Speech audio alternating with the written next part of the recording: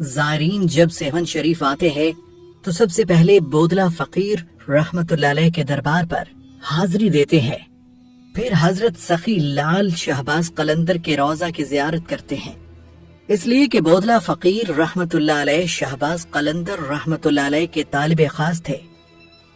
قلندر رحمت اللہ علیہ بھی ان کے ساتھ بہت پیار کرتے تھے۔ یہ آپ کے خصوصی فیض سے سیراب ہوئے، یہی وجہ تھی کہ بودلہ رحمت اللہ علیہ بھی آپ کے عشق میں کھوئے رہتے اور رقص عشق میں مصروف رہتے تھے، اور وجد کی کیفیت میں مست و مست قلندر سخی لال شہباز قلندر رحمت اللہ علیہ دمادم مست قلندر کے نعرے بلند کرتے۔ آخر بودلہ فقیر رحمت اللہ علیہ قلندری رنگ میں رنگ گئے، جس میں قلندر پاک رنگے ہوئے تھے۔ آپ نے بودلہ فقیر رحمت اللہ علیہ کی دنیا ہی بدل ڈالی اور بودلہ کو فقیر سے سکندر بنا دیا، اور وہ مستی میں مست ہو گیا۔ یاد رہے کہ بودلہ فقیر رحمت اللہ علیہ سیون میں اپنے مرشد پاک کے حکم سے قلندر رحمت اللہ علیہ کی آمد سے پہلے آئے اور یہاں آ کر قدیمی قلعہ کے قریب قیام کیا، جہاں آج کل آپ کا دربار ہے۔ اس وقت شہر میں ہر طرف برائی اپنی عروج پر تھی، بلکہ سیون برائیوں کا گڑھ تھا۔ یہاں ایک عیاش اور ظالم راجہ چوپٹ حکمران تھا۔ اس بد دماغ راجہ کے ظالمانہ قصے ہر زبان پر عام تھے۔ رعایا اس کے ظلم و ستم سے سخت نالاں تھی، ہر طرف خوف و ہراس کی فضا قائم تھی۔ لوگ اس ظالم حکمران کے ظالمانہ سلوک سے بہت پریشان سہمے رہتے تھے۔ یہ سیون کے مشہور قدیمی قلعہ کے اندر محل تھا، اس میں راجہ رہتا تھا۔ بودلہ فقیر رحمت اللہ علیہ نے سیون میں اپنے مرشد کے پیغام امن کو لوگوں تک پہنچانا شروع کر دیا۔ محسن انسانیت حضرت محمد صلی اللہ علیہ وآلہ وسلم کے رسالت کے نور سے روشناس کرایا اور انسانیت کا درس دیا، امن کی شمع روشن کی۔ آپ رحمت اللہ علیہ رات کو عبادت کرتے اور صبح کو روزے رکھتے۔ ان کے اخلاق کی وجہ سے جوک در جوک لوگ آپ کے طالب بنتے گئے۔ یہ اپنے مریدوں کے ساتھ دونوں بازو بلند کر کے ہاتھوں کے پنجے کھول کر اپنے مرشد سخی لال شہباز قلندر کو یاد کرتے اور بلند آواز میں نعرے لگاتے۔ ان مستانہ وار نعروں سے اکثر چوپٹ راجہ بھی آگاہ ہوتا رہتا۔ اس نے معلوم کیا کہ یہ کون ہے، تو اس کے حامیوں نے راجہ کو بتلایا کہ یہ شہباز قلندر کا مرید خاص ہے اور مجذوب ہے، اس کو بودلہ کہتے ہیں۔ اے راجہ، جو اس آنکھ نے ظاہر دیکھا وہ پوشیدہ نہیں ہے، مگر کیا کہا جائے کہ تمہارے پاس وہ آنکھ بھی نہیں۔ راجہ چوپٹ نے حضرت سکندر بودلہ بہار کو اپنے پاس بلوایا اور آپ سے مخاطب ہوا اور کہا کہ تم ہی بلند آواز میں نعرے لگاتے ہو، میں ان نعروں کی آواز قلعہ میں سنتا ہوں۔ بودلہ نے جواب دیا، ہاں، میں ہی اپنی سنگت کے ساتھ اونچی آواز میں نعرے لگاتا ہوں۔ راجہ چوپٹ نے کہا، کیوں؟ بودلہ فقیر رحمت اللہ علیہ نے جواب دیا، میں اپنے مرشد کو یاد کرتا ہوں، کیونکہ میرا مرشد حضرت سائیں سخی لال شہباز قلندر ہے۔ یہ کہہ کر بودلہ پر مجذوبی کیفیت طاری ہو گئی اور بلند آواز میں راجہ چوپٹ کے سامنے نعرے لگانے شروع کر دیے۔ راجہ نے مجذوب سکندر بودلہ بہار سے کہا کہ تو قلندر شہباز کا نام لینا چھوڑ دے اور نہ ہی اس کا نام لے کر بلند آواز میں نعرے لگایا کر۔ یہ سنتے ہی بودلہ نے بلند آواز میں کثرت کے ساتھ نعرے پہ نعرہ لگانا شروع کر دیا۔ اس پر راجہ کو بہت غصہ آیا اور حکم دیا کہ فوراً بودلہ فقیر کو ذبح کر کے اس کا گوشت پکایا جائے اور پھر کھایا جائے۔ یہ ایک ظالمانہ اقدام تھا۔ گوشت کو پسند نہ کرنے والی قوم کا راجہ چوپٹ ہی اپنے ہم خیالوں کو گوشت کھانے کا حکم دے رہا تھا، مگر گوشت کھانے والے وحشی درندوں کو صرف خوشی اس بات کی تھی کہ وہ قلندر کے مرید خاص اور اس کے عاشق کا گوشت کھا رہے ہیں۔ ادھر قلندر کو اس بات کی خبر ہوئی تو آپ بودلہ کی یاد میں دمال ڈالتے ڈالتے مجذوبی حالت میں پکارتے تھے۔ آپ جب بھی بودلہ کو پکارتے وہ فوراً اپنے مرشد کے قدموں میں پہنچ جاتا، مگر اس بار یوں ہوا کہ جیسے ہی قلندر نے بودلہ کو بہت اونچی آواز میں پکارا تو قلعہ میں پوشیدہ بودلہ کے قاتل بودلہ کا گوشت پکانے والے اور کھانے والوں کی حالت خراب ہو گئی۔ جو بودلہ کا گوشت کھا چکے تھے ان کی حالت अजीबो गरीब मौत का डर उनको डिकारे आ रही थी। सांस में रुकावट, दम टूटने का खतरा, पेट पर खुजली, जिल्द जिस्म नीला और शिकम में आग, हाथ पांव ठंडे, मैदा में तनाव और मौत के खौफ में मुब्तला बस उनका बुरा हाल था।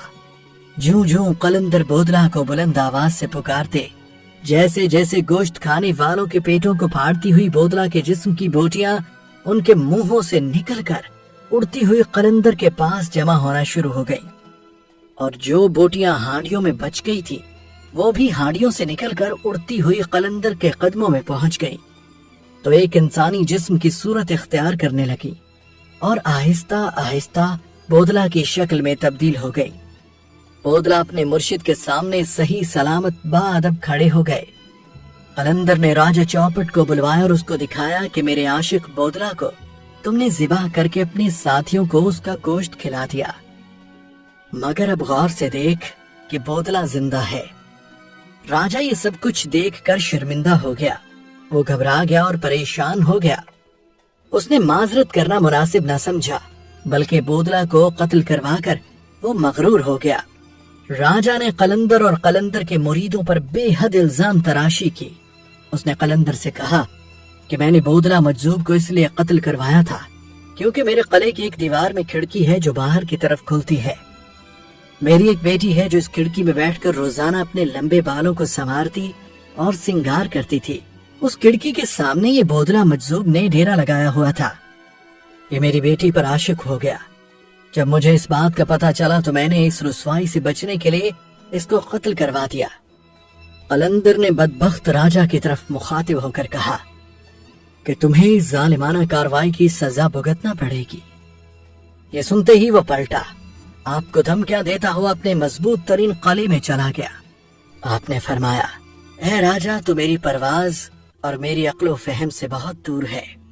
ऐ राजा, मेरे हर अमर में तूने देखा, वही मेरे कहर में सच जान, वही मेरे शहर में है। कोई भी हुज्जत व तकरार नहीं हो सकता। नामुराद राजा के चले जाने के बाद आपने अपना कासा उल्टा कर दिया। देखने में तो ये कोई खास बात न थी और न ही कलंदर के पास मौजूद बैठे हुए मुतकदीन तालिबान ने महसूस किया। कुछ देर के बाद पूरे शहर सेवन में शोर मचा कि राजा चौपट का किला उलट गया है। कोई शय नहीं बची, सब कुछ तबाह बर्बाद हो गया और राजा का नामो निशान सफाई हस्ती से मिट गया है। इसी तरह एक और वाकया यूं बयान किया जाता है कि सेवन में उस वक्त हिंदू राजा जेसर जी, जो उर्फे आम में राजा चौपट कहलाता था, की हुकूमत थी। राजा चौपट एक अय्याश तबा आदमी था। राजा रियाया के हाल से बेखबर रहता। ला कानूनियत और जुल्म व तशद्दुद हर तरफ आम था। किसी की कोई फरियाद नहीं सुनी जाती थी। उसी वक्त का ये मकूला आज भी मशहूर है, अंधेर नगरी चौपट राज। लोगों को बेबस और लाचार देखकर एक मजजूब जिसका नाम सिकंदर बोदला था, वो अक्सर एक नारा मस्ताना लगाया करता था, मेरा मुर्शिद आने वाला है, जुल्म का जवाल होने वाला है। इस नारे को सुनकर शहर के लोगों के दिलों से दुआ उठती कि खुदा करे हमारा निजात दहिंदा जल्द आए और हमें राजा के जुल्म से बचाए। मजजूब के नारों की सी आवाज में राजा और किला के लोगों को बगावत की बू महसूस हुई। बिलाखिर राजा के सिपाही इस मजजूब को गिरफ्तार करके राजा के पास ले आए। राजा ने सिकंदर बोदला को कैद करवा दिया, लेकिन कैद खाने में भी उसके फलक शिगाफ नारे बंद न हुए तो सिकंदर बोदला पर ताज़ियानों की बारिश कर दी गई, लेकिन वो यही कहते रहे, मेरा मुर्शिद आने वाला है। सिंध में दाखिल होने के बाद हजरत शहबाज कलंदर ने किसी एक जगह मुस्तकिल सुकूनत इख्तियार करने से पहले इर्द गिर्द इलाकों में तबलीगी दौरों का आगाज किया। वादी मेहरान के मुख्तलिफ इलाकों को फैज़याब करने के बाद हजरत लाल शहबाज कलंदर सेविस्तान यानी सेवन में मुकीम हुए।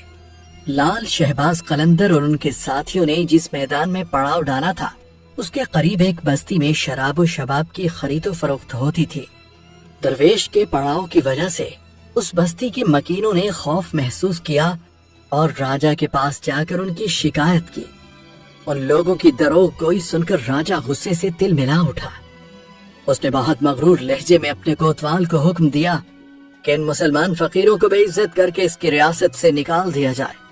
راجہ جیرجی کے سپاہی گدڑی پوشوں کے خیمے میں داخل ہوئے اور انہیں حاکم سیوستان سہون کا حکم سنایا۔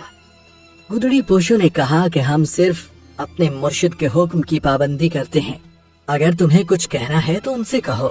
راجہ جیرجی کے سپاہی اسی حالت غضب میں قلندر شہباز رحمت اللہ علیہ کے خیمے کی طرف بڑھے، مگر وہ اندر داخل نہیں ہو سکے۔ سپاہیوں کو ایسا محسوس ہوا جیسے ان کے پیروں کی طاقت سلب ہو چکی ہے اور وہ اپنے جسم کو حرکت دینے سے قاصر ہیں۔ پھر جب سپاہیوں نے واپسی کا ارادہ کیا تو ان کی ساری طاقت بحال ہو گئی۔ سپاہیوں نے دوبارہ خیمے میں جانے کی کوشش کی، اس بار بھی ان کے ساتھ ایسا ہی ہوا۔ مجبوراً سپاہی کچھ کیے بنا واپس چلے گئے۔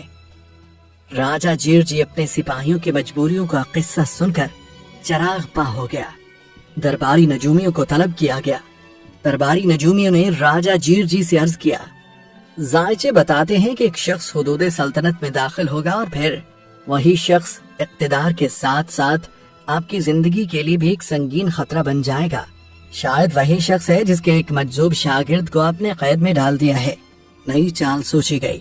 ہیرے جواہرات اور اشرفیوں سے بھرا ہوا خان لے کر شہباز قلندر رحمت اللہ علیہ کی خدمت میں پیش کیا گیا کہ اسے قبول فرمائیں اور کسی دوسری جگہ قیام فرما لیں۔ آپ رحمت اللہ علیہ نے حکم دیا کہ ان جواہرات کو آگ میں ڈال دو۔ خدمتگار نے اپنے مرشد کے حکم کے مطابق خان اٹھا کر آگ میں ڈال دیا۔ دیکھتے ہی دیکھتے ایک شعلہ سا بھڑکا اور واقعی تمام ہیرے جواہرات اور سونے کے ٹکڑے کوئلے اور لکڑی کی طرح آگ میں جل کر خاک ہو گئے۔ آپ رحمت اللہ علیہ نے نہایت پرجلال لہجے میں فرمایا، اپنے راجہ سے کہہ دینا کہ ہم یہاں سے واپس جانے کے لیے نہیں آئے ہیں۔ اگر حاکم سہون اپنی سلامتی چاہتا ہے تو خود یہاں سے چلا جائے۔ وزیر دوبارہ حاکم سہون کی خدمت میں پہنچا اور اس نے لال و جواہر کے راکھ ہو جانے کا پورا واقعہ سنایا تو راجہ جیرجی اور زیادہ غضبناک ہو گیا۔ حضرت شہباز قلندر رحمت اللہ علیہ نے قلعے کی جانب رخ کرتے ہوئے فرمایا، بودلہ اب تم ہمارے پاس چلے آؤ۔ سکندر بودلہ جو راجہ جیرجی کی قید میں تھے اور کئی مہینے سے دردناک سزائیں برداشت کر رہے تھے، ادھر شہباز قلندر کی زبان مبارک سے یہ کلمات ادا ہوئے اور ادھر بودلہ کا جسم اچانک زنجیروں سے آزاد ہو گیا۔ بودلہ ابھی اسی حیرانی میں تھے کہ یکا یک زنداں کا دروازہ کھل گیا۔ بودلہ کو اپنے مرشد کی آواز سنائی دی۔ بودلہ سمجھ گئے کہ یہ اللہ کی مدد کے سوا کچھ نہیں۔ انہوں نے بے اختیار نعرہ لگایا، میرا مرشد آ گیا، میرا مرشد آ گیا۔ شدید زخمی ہونے کے سبب بودلہ تیزی سے اٹھے اور قید خانے سے باہر کی جانب دوڑنے لگے۔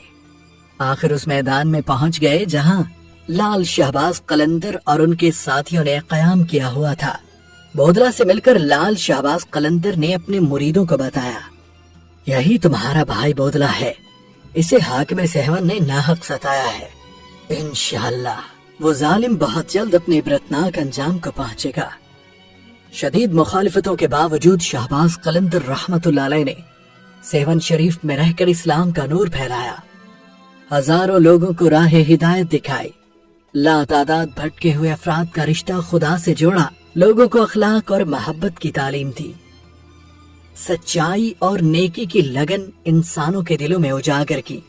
آپ رحمت اللہ علیہ کی تعلیمات اور حسن سلوک سے سہون کی ایسی کایا پلٹی کہ بہت بڑی تعداد میں غیر مسلموں نے اسلام قبول کر لیا۔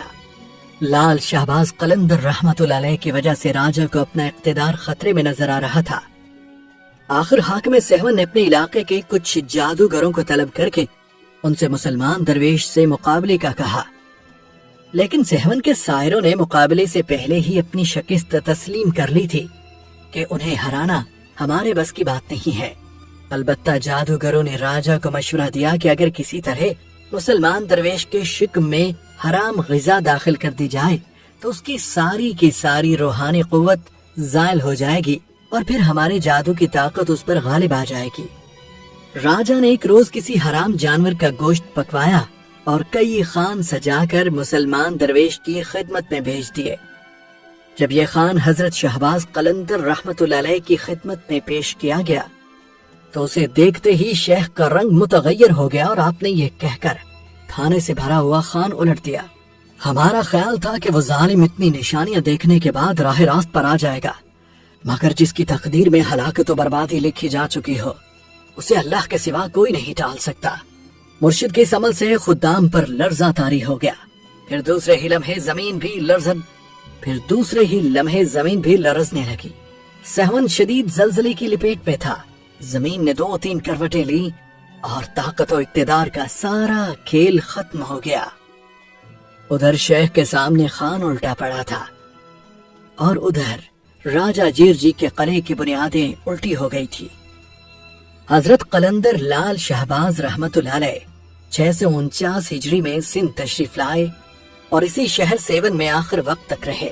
حضرت لال شہباز قلندر رحمت اللہ علیہ نے تقریباً 103 برس، بعض تذکروں کے مطابق 112 برس کی عمر پائی۔ آسمانی ولایت کا یہ شہباز اور سیون اور سندھ کے گرد و نواح کے تاریخ علاقوں کو نور اسلام سے منور کرنے والا یہ آفتاب 18 شعبان المعظم 673 ہجری بمطابق 1275 عیسوی میں غروب ہو گیا۔ آپ رحمت اللہ علیہ کا مزار سیون شریف میں ہے۔ دعا ہے کہ اللہ تعالی ہمیں اپنی ذات سے سچا لگاؤ اور تعلق نصیب فرمائے، آمین ثم آمین۔ السلام علیکم ورحمۃ اللہ وبرکاتہ۔